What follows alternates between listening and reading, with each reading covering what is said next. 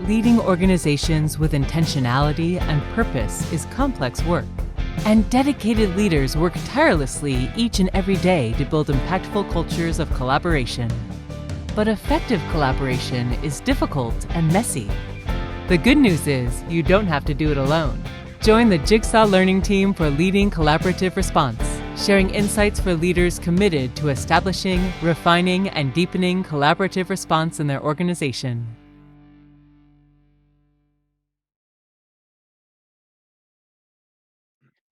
Welcome back to another episode of Leading Collaborative Response. Once again, I get to spend time with Kurtis and Lorna Hewson, lead learners and co-founders of Jigsaw Learning. So hi, guys.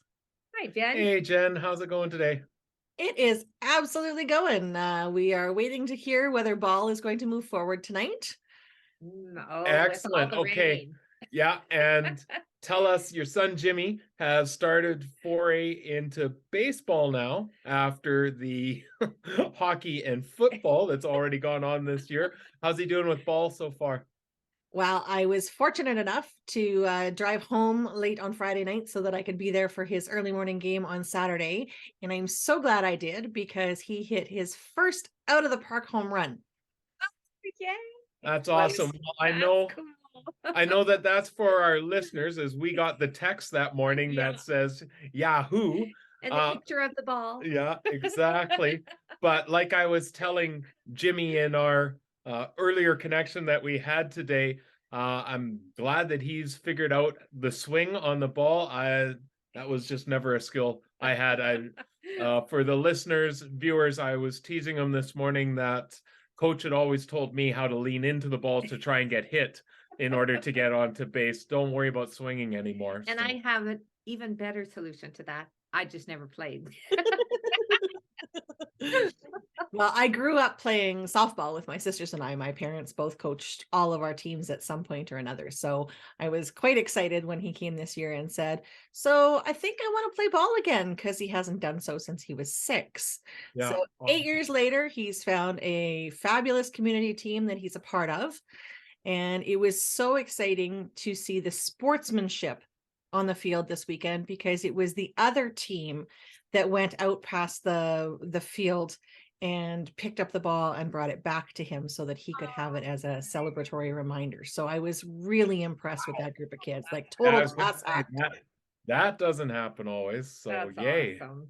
Yes. So very excited about that. And I'm very excited to continue our conversation here, because we keep uncovering different scenarios around onboarding new people into a collaborative culture. Yeah, absolutely. We have discussed a number of different things that need to be considered. And as we do that, we keep surfacing new situations that could quite possibly be facing our partners. And we actually often start these conversations with a question we've been asked or something that's come up recently. But this actually came from our conversation when we were going, oh my goodness, there's actually something we need to talk about. We've talked about new staff coming into buildings and new admin coming into districts, and then school personnel who are worried about new admin coming in, but it then uncovered that, oh my goodness, if I'm a principal in a school that's invested so much time and energy and seeing huge positive impacts out of collaborative response, and then there's a shift at central leadership, oh boy, how do I ensure that everything and if we've been doing this at a system level, have invested in time, that it doesn't go away as a new system direction or perspective goes. And again, we know that shifts in leadership always happen, and with really good reason, but how do we ensure that it's not we drop one thing, start something else, and then we've lost so much momentum around this work, especially when we talk about collaborative response not being one more thing on the plate or one thing in your 3-year plan. It becomes the plate. It becomes the way that you ensure success for the priorities that you've established within your system. And how do we help new people coming into system leaderships understand this is how we've structured ourselves. And especially when we consider the superintendency shifting, Mhm. because that becomes a strategic way forward. As new people come into that role, they want to be able to create their plans for moving forward. Yeah. But even And have experience. understanding, how do we move the work that has been happening in school districts and in schools to be able to move collaborative response forward? But you don't get those jobs if you haven't had success or previous lived experiences that have true. brought about success. So we want to bring somebody in who can bring diversity and new Mhm. thoughts, new ideas sure. into our system. So it's a delicate balance for sure.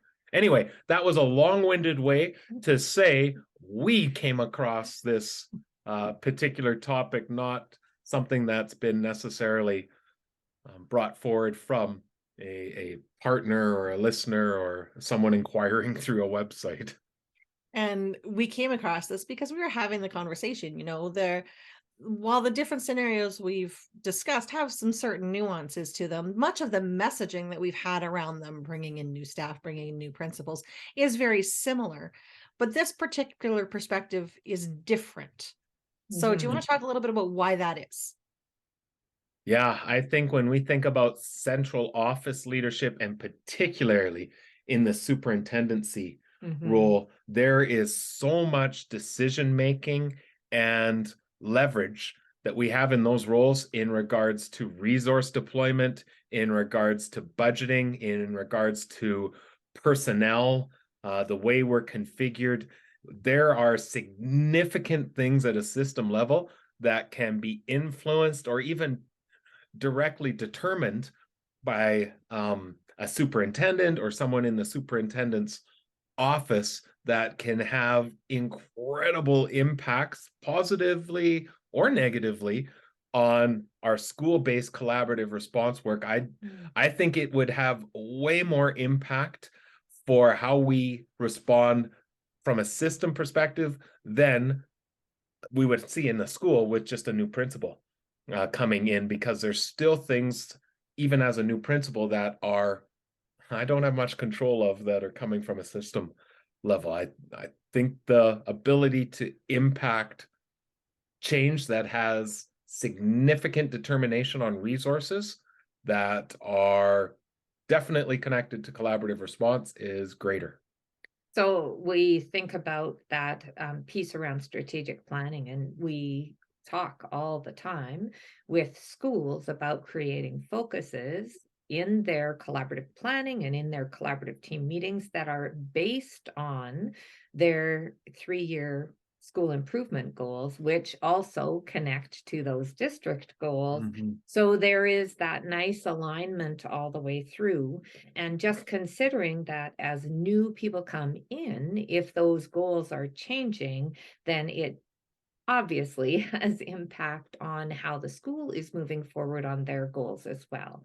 So just thinking about how do we understand that planning that happens around strategic goal alignment is part of collaborative response, and that it has great impact on the collaboration and teams that we have working together in schools. The last piece that I'll add to that, Jen, too, and we hear this oftentimes, particularly from those working in central office admin roles, that they see through involvement in that role, that the role that has the greatest impact on day-to-day operations within a organization is the principals.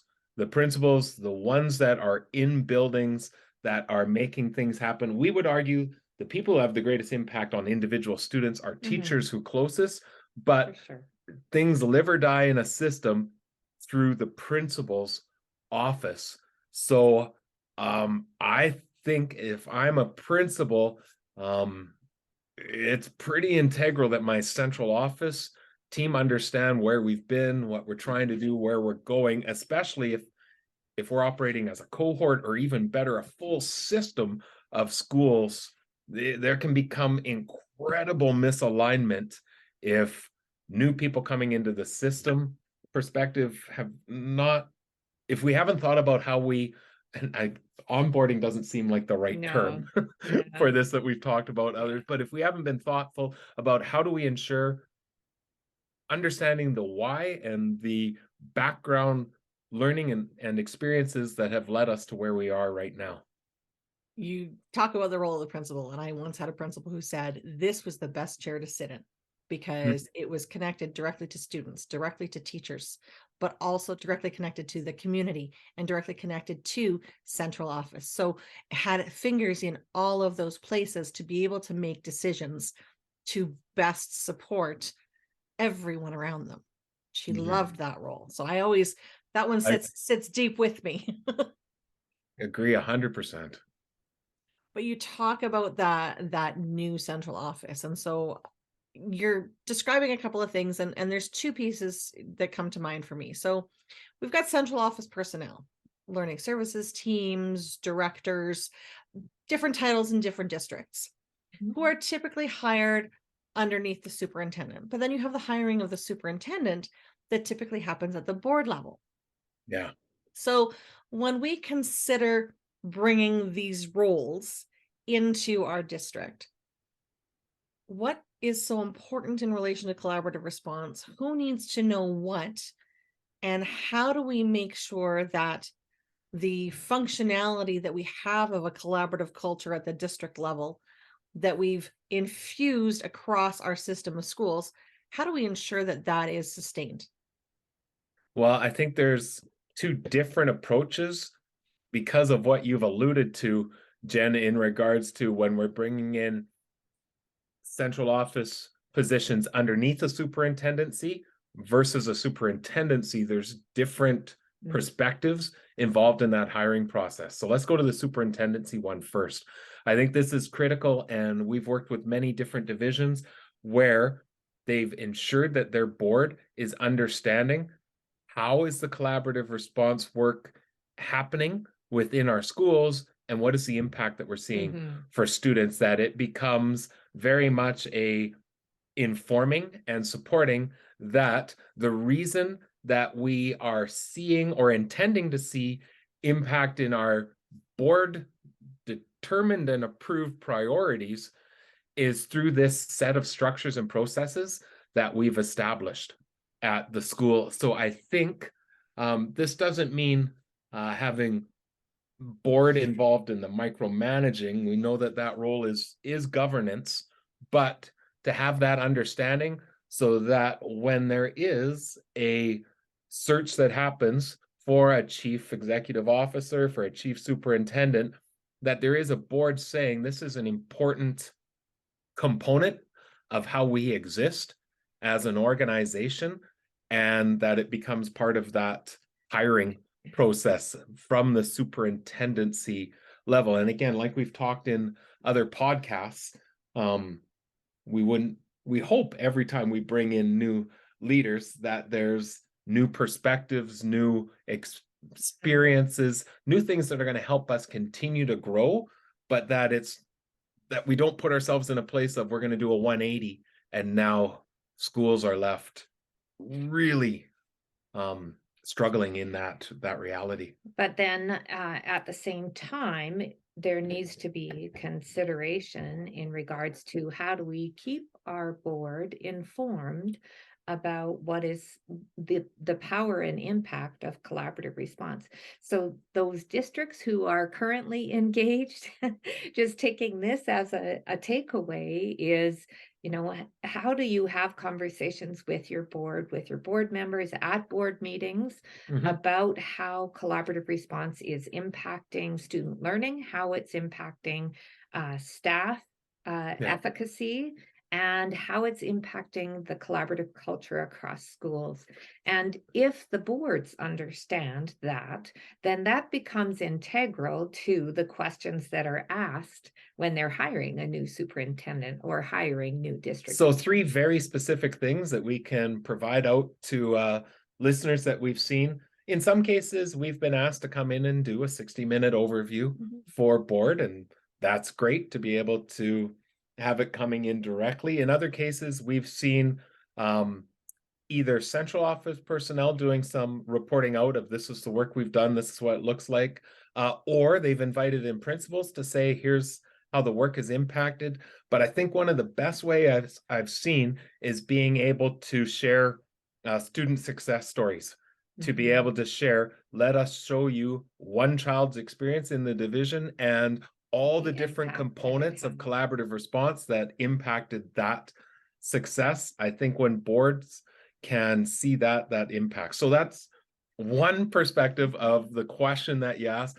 The second is, what if we have positions coming in underneath the superintendency, the coordinators, the directors, the assistant soups, and that I think that this is where, and this is just good process and planning regardless, but it becomes even more critical when you're having transitions happening. And that's how important the documentation is.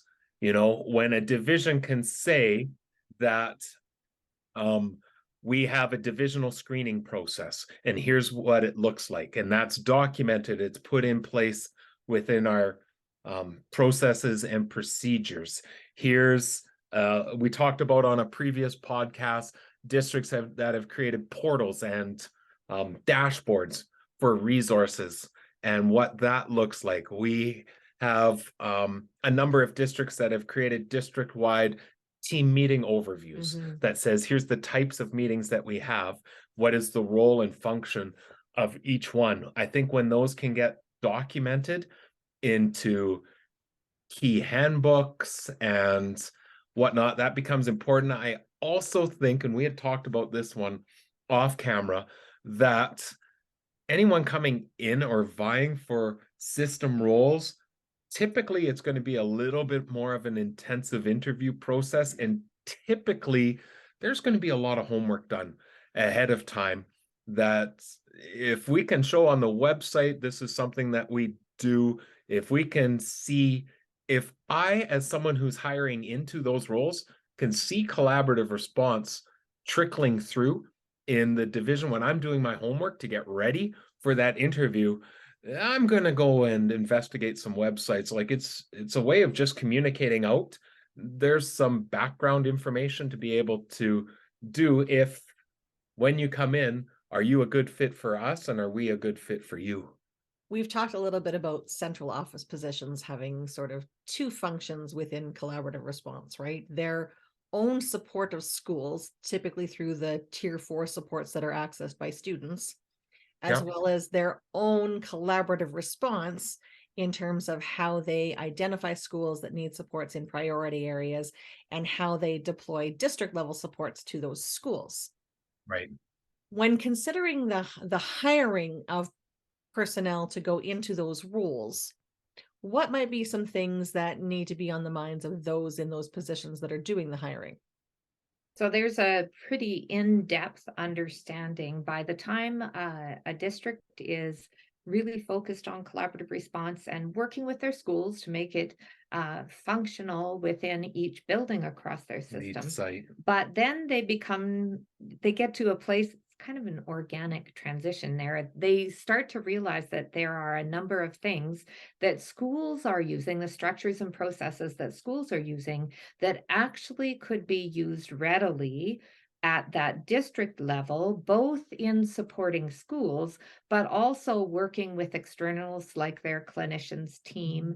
And how do we reorganize according to collaborative response so that we are paralleling what's happening in the schools so that we are effectively engaging in collaborative response and thinking about, and really it's three things that always come to my mind when we talk about, what happens at the district and what's happening in the schools is really about alignment. How do we make sure that our systems of support are aligning all the way from, the collaborative planning all the way up to the district level supports?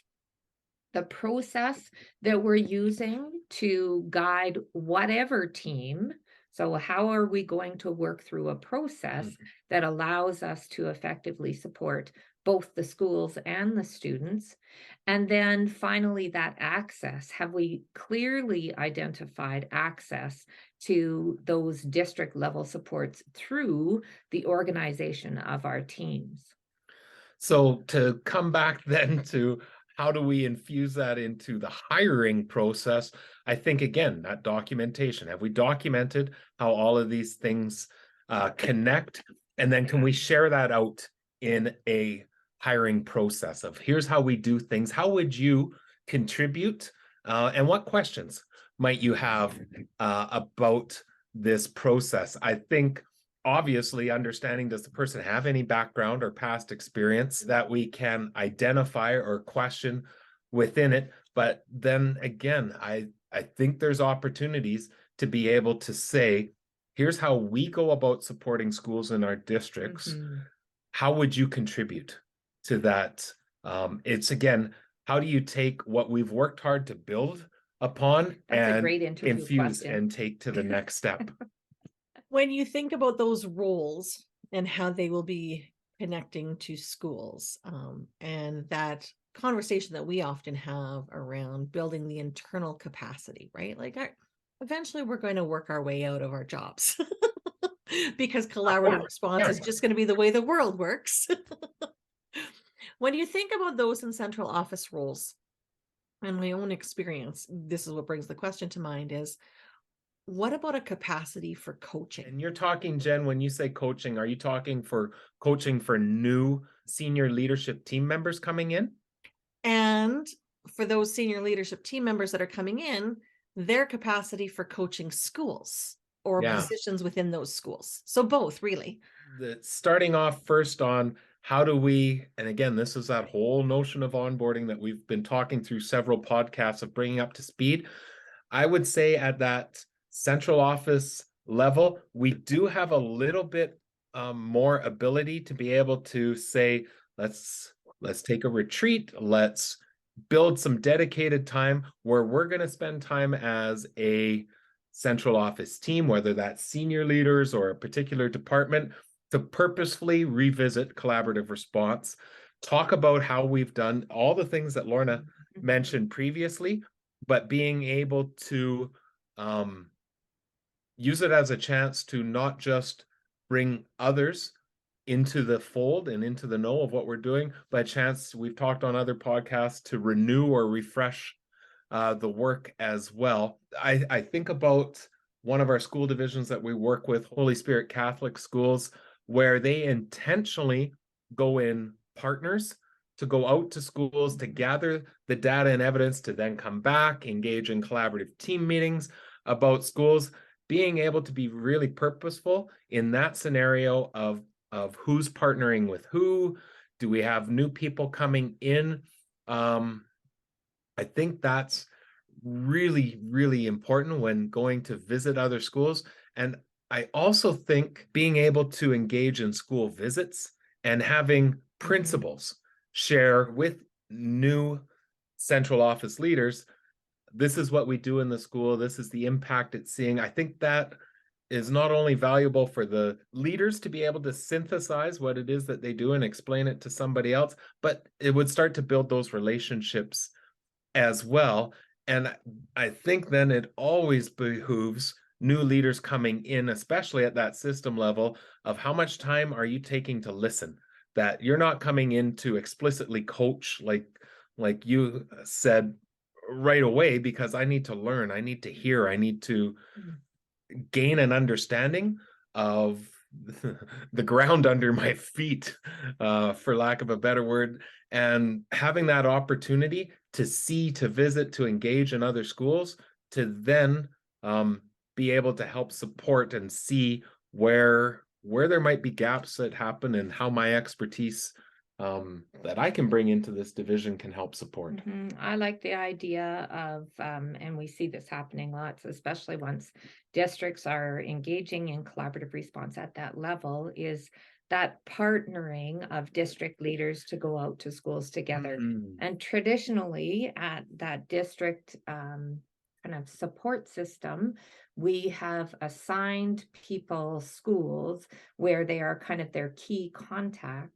But that really goes directly against that idea of collaboration. That when we bring more than one person to the conversation, then we are able to get multiple perspectives and multiple understandings of what's happening. And when we think about somebody new coming in, that becomes even more important to partner with another district leader as you go out to learn what's happening in the schools and to understand where they are at in their journey. And then moving to that, how do we support? How do we provide the support from the district team to be able to help them move along? So we've talked a little bit about how teachers might be a little, I'm going to say, nervous with the idea of a new principal coming in who may or may not understand collaborative response and the culture that's been built in the school. I'm envisioning that this intensifies for principals when they consider a new leader coming in at the central level. So we've talked a little bit about, central office and what they can do, but what about the group of principals when there's new leadership coming for them? How can they ensure that they can maintain and sustain the collaborative culture that they've grown to love so much? Absolutely. And I think the reason why there is that intensification of worry that you allude to, Jen, is as a staff member within a school who's seen value, who's seen impact out of what it is that we've done, they may or may not have done all the heavy lifting that was necessary to get it to that point. I've been coming to these meetings now for 6 months. I see huge power. I love how we're focusing on different students. I like how it's focusing on one key issue that we can attend to, and I've got this continuum of supports.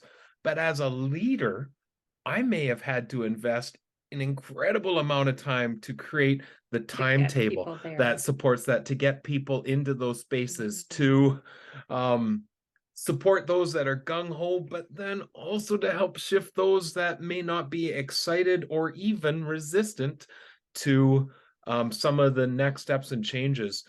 The investment and the lifting that may have been done by a leader or a leadership team may have been substantial within the school to get to that place, where a staff member may have been more experiential, what the impact that they're seeing. So to come back to your question, as a principal, I may be really concerned about, has all this energy, this time, this investment, these hard conversations potentially, will it be lost as we shift direction? So this is where I would be encouraging leaders. The central team want to be invited out into, especially somebody new. I would be reaching out that invitation to say, welcome to our division. Would love to have you come out and spend an afternoon or a day, even a coffee, to share the work that we've done and just have a greater understanding of the school. Or even better, if I'm in a community of schools or I have a cohort that we could be bringing in, to invite someone new joining that central office team to come out and just learn. We'd love to be able to not just start building the relationship with the individuals, but to be able to start putting in some plugs of what we've done, the impact we've seen. I think that would go a really, really long way. And again, as a principal who may be a little bit worried about where's the work going to go, to be able to take that little bit of an impactful step or a proactive step to ensuring that that work isn't lost. Yeah, so for a principal to make that invitation to a new member at the district office to say, come and talk with us about what we're doing, and even more, maybe come join a collaborative team meeting. Yeah, come see what this looks like. Or we've got a teacher who would love to share their experiences with this, because again, it's one thing to hear it through a leader's lens, but to have teachers saying, this is how it's impacted me as a practitioner, that's huge at that central level to understand that. You know what, it just popped into my head that one of our favorite things to do in the work that we get to do is to be able to go and do school-wide feedback. And that allows us to spend a day in the school and just be part of team meetings, be part of conversations with EAs, with family school liaisons, with the leadership, and just really understanding what's happening in their school. And it becomes a really great way to find out, where are they in the progress around collaborative response, but it really gives the opportunity to hear what is actually happening in their school. And can you imagine if a district leader was invited to a school to just participate in something like that, where they can be there for the day and really understand what's happening for a school? I think that would be incredibly powerful. Absolutely. This question is brought to you by WeCollab. Designed by educators for educators, this comprehensive digital system aligns with the foundational components of collaborative response. Moving from conversation to action, WeCollab empowers classrooms, schools, and systems to provide the very best response for each and every child by informing action-based decision-making with data and evidence supporting student success.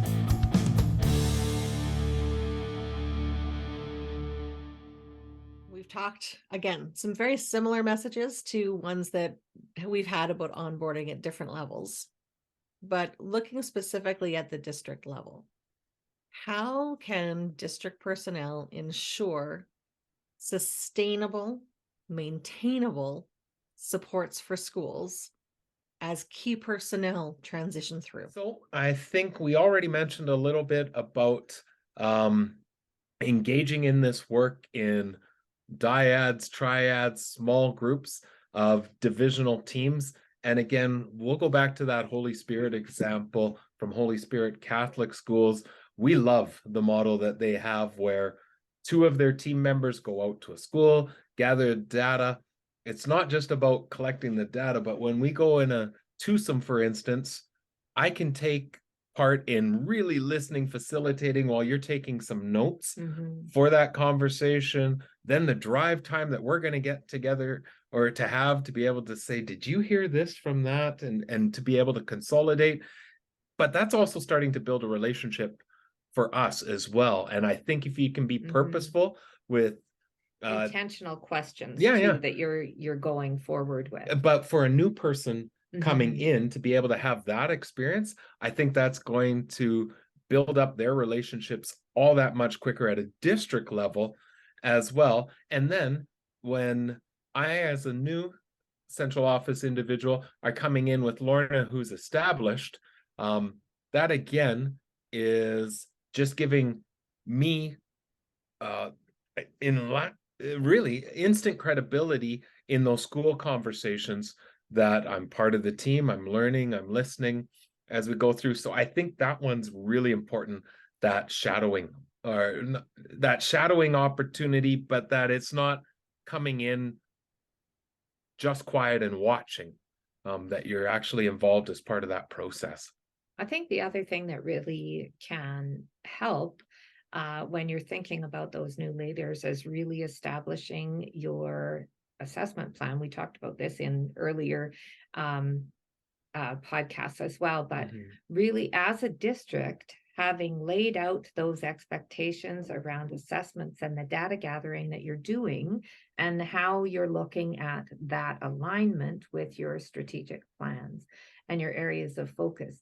If that is all laid out for schools in terms of timing, in terms of what assessments we're using and what's the purpose of those assessments, then it is highly unlikely that that somebody else is going to come in and right away shift those unless there's a really purposeful reason for doing that. But that can most definitely help to set a foundation around the data and evidence. Which again is why the documentation, the procedures, the policies, everything aligned to this at the system level is so important. I also think that we've mentioned it before, the use of that WeCollab software, the system, where we can start collecting notes on schools and the supports that we're providing and what's working and not working, that becomes such a huge repository for somebody new coming in to gather up the history of what's happened, the background, and maybe provide a little bit of understanding that is very difficult for me to ascertain on my own, just through questioning of others, to be able to go in and see over time, here's the conversations that have been happening in that WeCollab system is huge. We've talked before about it becomes your historical record of what's going on for not just the students at the school level, but for the schools at the district level. When we first started talking about the software and building in those parallel processes, the development of the school profile was a huge component, because community context is so important, and that context can live for years. So if I'm coming into a district role and there's 10 years of history in this community, it's nice to have a little bit of that foundation before going in and having some conversations about how we move forward. Well, and those are things that may not come up in transition. Sometimes there may not even be opportunity for transition, as Lorna is leaving a role and I'm coming in to fill that role. But if the software can do that, I can maybe pick up some of the nuances that are important to understand about, like you said, this particular community context that is going to be really, really important, so that I don't go in and put my foot in my mouth the same way that somebody else did 3 years ago, but they documented the understanding that, okay, this is really important to know in this particular setting. And Lorna, I want to highlight a conversation that you and I have had, and that Kurtis and I have had on various podcasts as well. The notion of that assessment plan. It's not just that we're going to do these assessments because we want some data. It really is these are our priorities. Therefore, these are the assessments we're putting in place to gather the data to inform the progress made towards those priorities. Yeah, absolutely. And understanding the purpose, I would say, is the next thing, is really thinking about, why are we doing these assessments? And even more, what are we going to do with them? So how do we interpret that data so that it informs our next steps with students or with schools? And if new leaders coming in can see those direct alignment and connections from priorities to key measures to school developed continuums that we have in place, and then the collaborative structures and processes that we have in place to consistently bring back the "but what are we doing" conversations. I think if I had that understanding, it would help me tremendously as I transition in to that system level role. Well, as always, we will be sure to link the resources that are available to any of our listeners or audience that are out there. Specifically, I'll make sure to put in the one with Holy Spirit and then the systems perspectives around collaborative response. But the links to the membership are there. The links to the website are there, where you can find all sorts of samples. The links to becoming a JL Insider, so that you get those weekly or biweekly emails that have the little snippets of quality information about collaborative response, will all be in there as well. And if you have questions about potential interview questions, I'm sure Kurtis and Lorna would have gladly opportunity to give you feedback around what you might be asking those people that you're bringing into those key district roles. Yeah, and please reach out. And we don't often mention it on the podcast, but love for people to leave comments, reviews, anything that we can either respond to or can help with sharing out this ideas to a greater audience. So thank you, Kurtis and Lorna, because we know that there's a variety of contexts where we're considering bringing in new staff to collaborative cultures. And so I think this helps to answer some specific questions about this particular perspective. 100%. Well, thanks so much, Jen. Ensuring success for all students is a moral imperative for all schools, but it takes a highly coordinated framework of structures and processes to maximize the collective capacity of the team. In collaborative response, 3 foundational components that transform how we respond to the needs of learners, we share an organizational mindset that involves fundamental shifts for schools and districts. Numerous school and district examples, as well as access to a large number of resources, are provided within the text and in the accompanying companion website. Join the growing number of schools using collaborative response to ensure high levels of success for students and staff, stemming from the essential belief that every child deserves a team.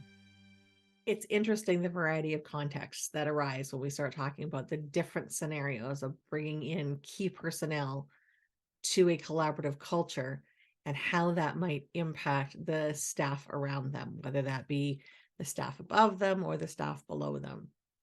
When we consider the district personnel conversations, so whether it's hiring a new superintendent or hiring into that district leadership team, whether it be directors or coordinators or assistant superintendents or whatever positions might be available to support schools, there are some key learnings that come forth. The first one being making sure the board is informed of collaborative response and its impact.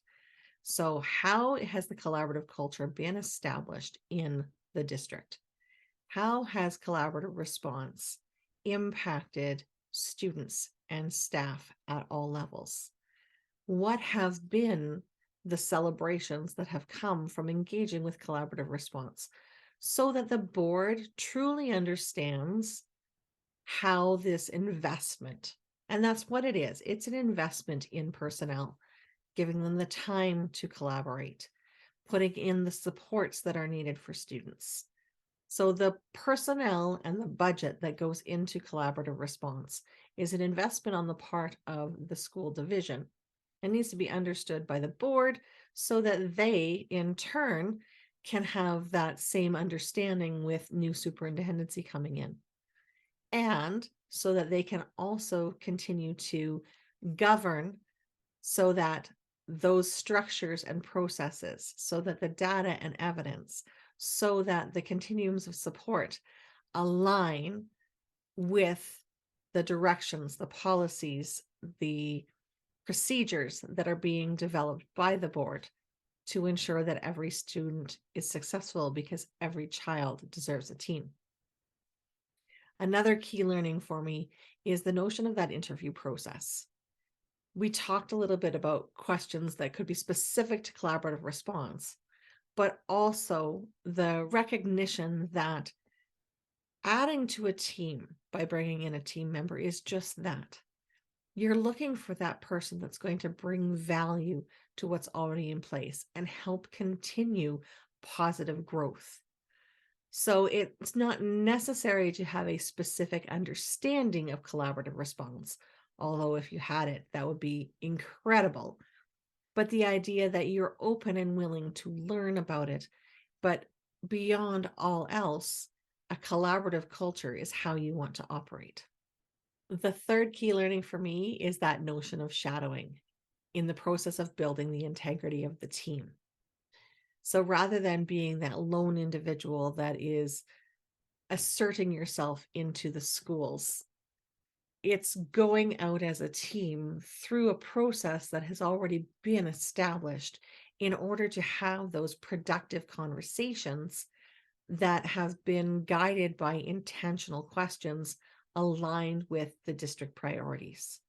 That opportunity to shadow someone else in the process, whether you be the one facilitating the questions or you be the one that is taking the notes, the networking that happens between the two team members or 3 or 4, depending on how that's engaged at each school, the conversations, the depth of understanding through things like drive time or coming back and having those collaborative team meetings at the district level reinforces the understanding of schools. But going out in that dyad, that triad, etc., also reinforces for the schools that you are committed to the collaborative efforts of the district and really starts to solidify the relationship of that gentle pressure, gentle support that I often hear talked about from the district perspective, right? Sometimes we're there because we want to lift you up, and sometimes we're there to make sure that we're in those places that we have said we want to be. The last key learning, and probably the one that is common to this entire series that we've had around bringing new personnel into collaborative cultures, is that notion of systemization and documentation for the purposes of alignment and intentionality. So it's a whole lot of words to say, put it in writing and have it accessible so people can see at a glance with the click of a button how we do what we do.